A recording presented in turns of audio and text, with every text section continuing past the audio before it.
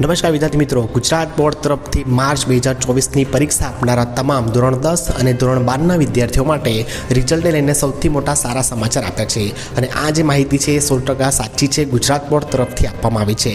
આ માહિતીની તમને સ્ક્રીનશોટ પણ હું તમને વિડીયોમાં બતાવવાનો છું, તેથી વિડીયો તમારે છેક સુધી જોવાનો છે. અને તમે જો આ રીતે ગુજરાત બોર્ડની આવનારી તમામ નવી માહિતી મેળવવા માંગતા હોય તો આ ચેનલને સબસ્ક્રાઈબ કરી લો, કારણ કે આ ચેનલ પર તમને ગુજરાત બોર્ડની દરેક નવી માહિતી મળતી રહેશે. ચલો સૌથી પહેલાં વાત કરીશું કે માર્ચ 2024ની પરીક્ષા જે વિદ્યાર્થીઓ ધોરણ 10 અને ધોરણ 12ના આપી રહ્યા છે તેમના માટે હવે જણાવી દઈએ, તેમનું જે રિઝલ્ટ છે એ 12 સાયન્સનું રિઝલ્ટ મે મહિનાની 10 તારીખ પછી આપવામાં આવતું હતું. એટલે કે વાત કરીએ તો પરીક્ષા પત્યાના 1.5 મહિના પછી તમારે રિઝલ્ટ આપવામાં આવતું હતું. પરંતુ આ વખતે તમારે વિધાનસભાની ચૂંટણીને કારણે તમારું જે રિઝલ્ટ છે એ 1 મહિનાની અંદર આપવાની બોર્ડ તરફથી જાહેરાત કરવામાં આવી છે.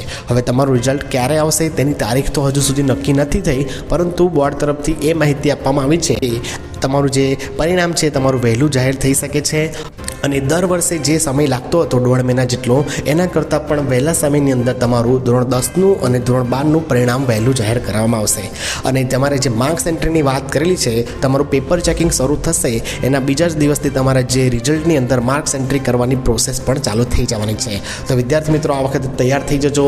તમારું જે રિઝલ્ટ છે એ સૌથી વહેલું આવવાનું છે અને રિઝલ્ટને લઈને આવનારી તમામ નવી માહિતી તમને આ ચેનલ પર મળવાની છે.